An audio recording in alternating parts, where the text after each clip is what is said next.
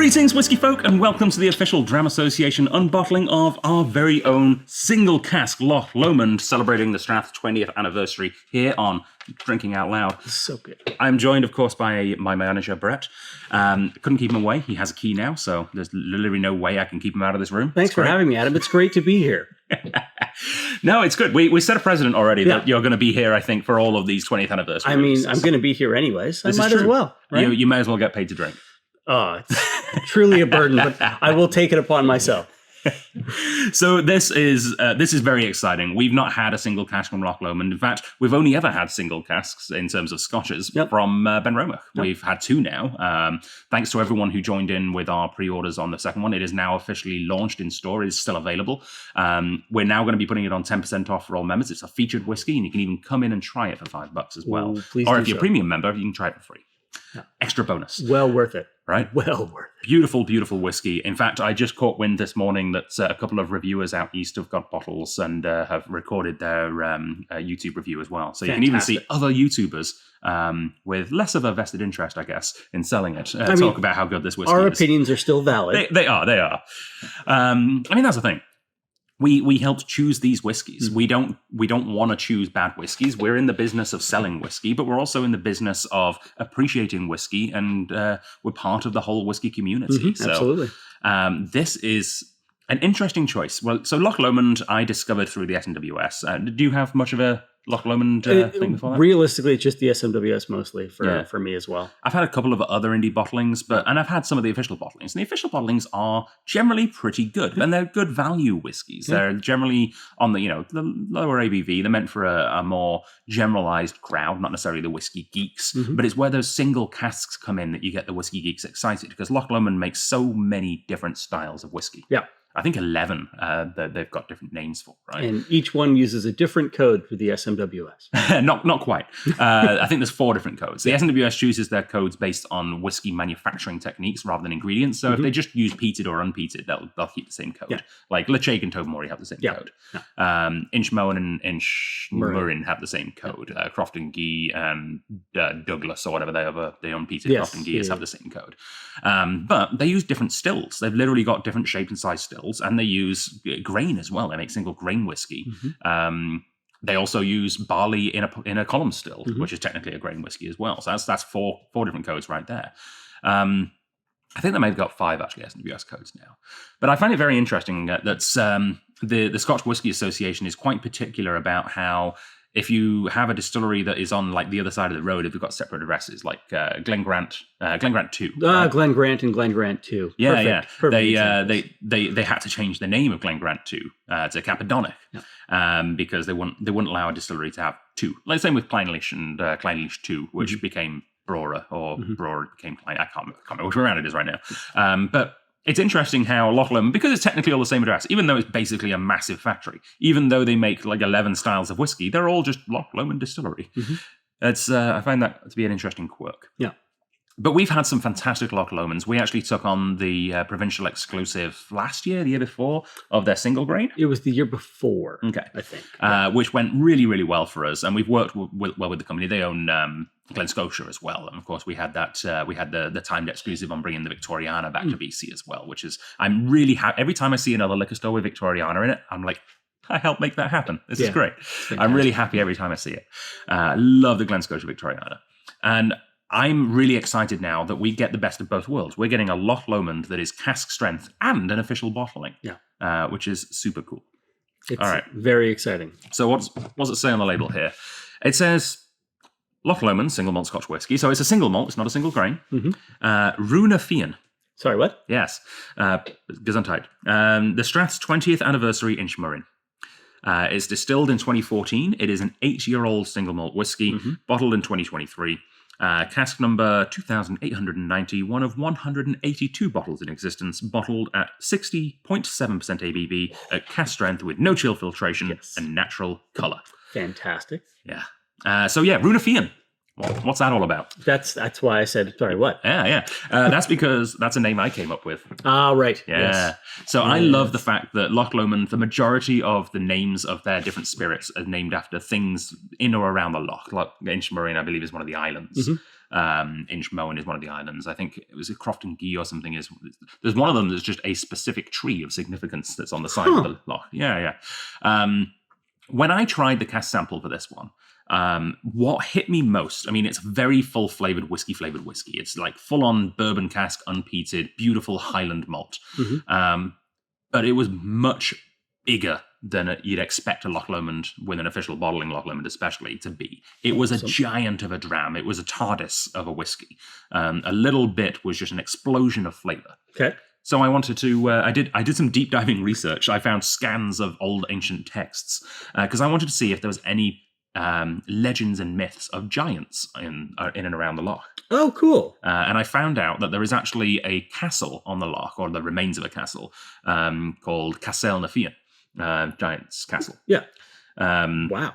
And that castle is on Runa Castle, the point of the castle, which is the little wedge of land pointing out the promontory, pointing into the loch. But although it's not as common anymore in these old texts, I found, and there is another name for that point. If you include the Strath leading up to it, right? Yeah. It was known as Runa Fian, or Giant's Point. That's really cool. Right?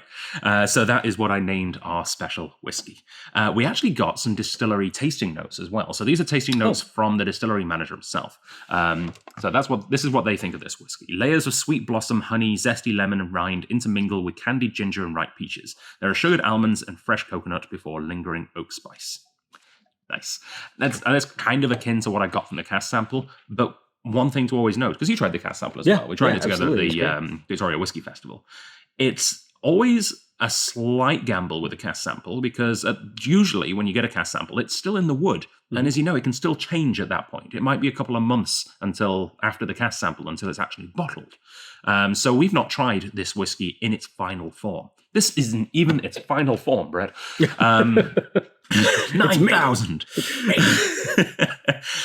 So I'm really looking forward to revisiting this whiskey and seeing how it ended up. Let's crack her open. Let's give it a try. The grand unboxing before the unbottling. What do you think of that? That's gorgeous.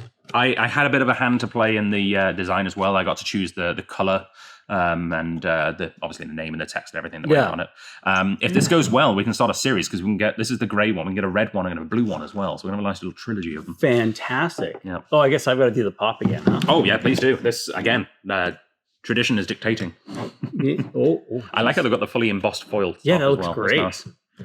Nice. Can't take that off the cap, Adam. A couple of things about Loch Lomond. If you're thinking, I've heard of them, but I've never had them. If you're a golf enthusiast, they are the sponsors of the British Open. Yes, it's beautiful. So Grant, who usually sits right over there in this office, the owner of the joint, and Craig, his brother, who's also the owner of the joint, massive golf enthusiast. In fact, what you can't see in this studio is that they've actually installed a massive TV right here where they play the golf if it's on, and I have to put headphones on and ignore it, because I don't quite understand golf. But I appreciate it because it brings us good whiskey sometimes. I'm sorry, where are you from again? It doesn't matter. Yeah, I know. I've never played around golf in my life. All right, here comes the pop. Ooh, nice. It's a nice very little good. high-pitched pop. All right. Oh, I like that. Thank you, bro. My pleasure. This is my official employee evaluation, is how much whiskey I get poured. Oh, yeah. I know how well I'm doing based on the level in the glass. Is that better? No, I think you deserve more than that, bro. I remember the last one where I was chastised. That's because you weren't the manager yet. That's a good point. I can only get the digs in then. Now you can't. Oh. All right. Powdered sugar on the nose. Fuzzy peaches. Maynard's fuzzy peaches. Yes. Oh, that's perfect. Oh, it's such a summery whiskey. It's got a little bit of like sticking on that candy theme, a little bit of like a wine gum influence to it, like a green, not like a green apple, but like, Jolly Rancher. Yeah. Oh, there you go. Yeah, yeah. that's what I was going for. So It's interesting. It's night and day from the last one. So our first single cask in this series of at least 5. There might be a 6th or maybe even 7th. But we've got 5 confirmed for this year. I know, I'm sorry. You can't... Oh. The first, of course, is that Ben Romack. Peated sherry cask. Yeah. Big, rich, dark beast of a whiskey. This is light. It's vibrant. It's floral. It's sweet. It's fruity. It's so different. It's got a really cool, almost like a grapefruit zest on the nose. Absolutely. All right. Sorry, I got tempted. I went straight in there.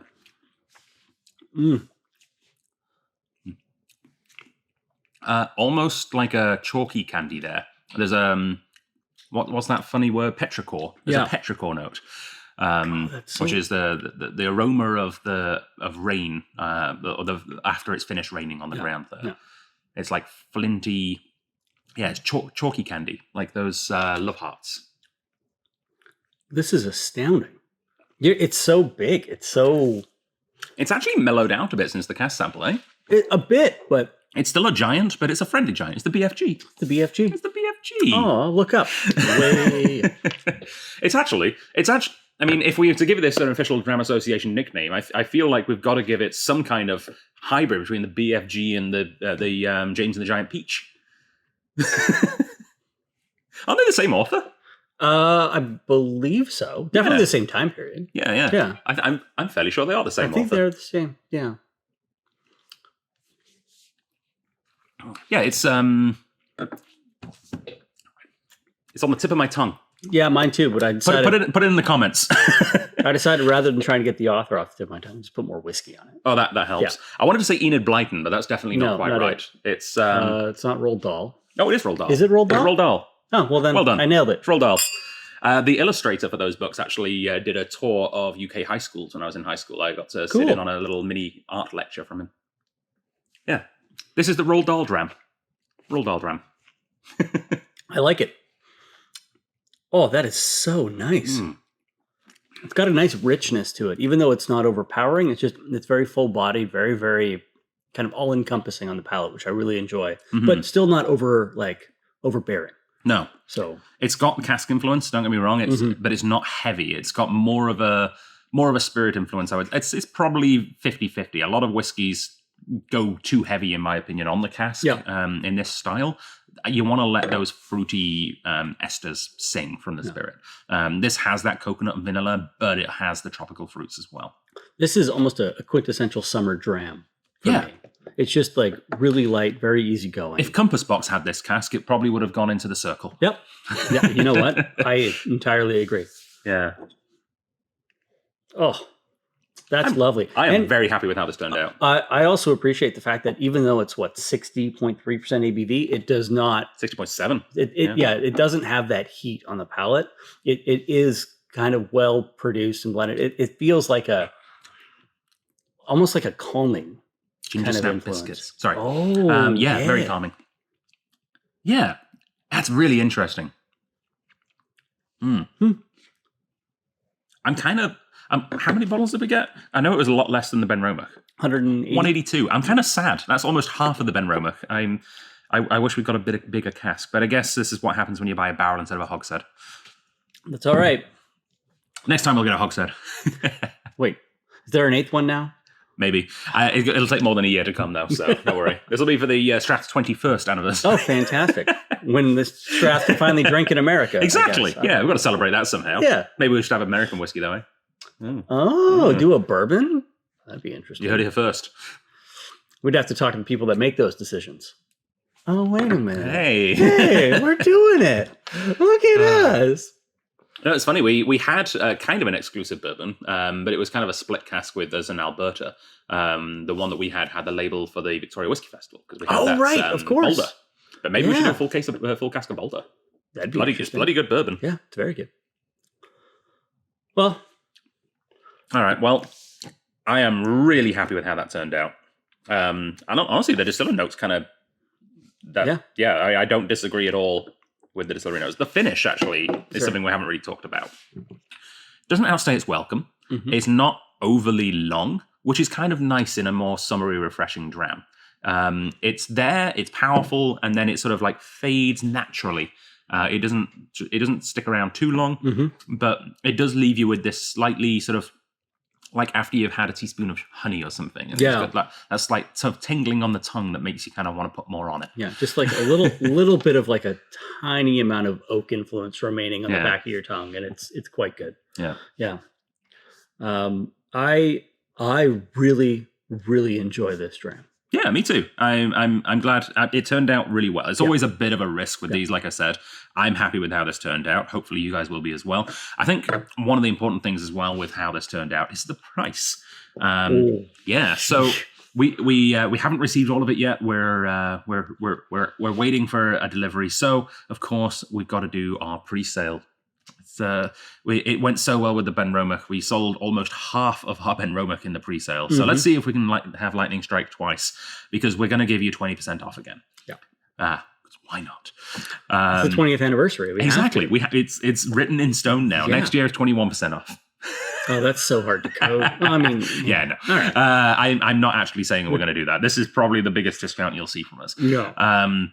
And in fact, I should mention again, same with the Benromach, we guarantee this is the lowest price you will ever get this whiskey for at our store.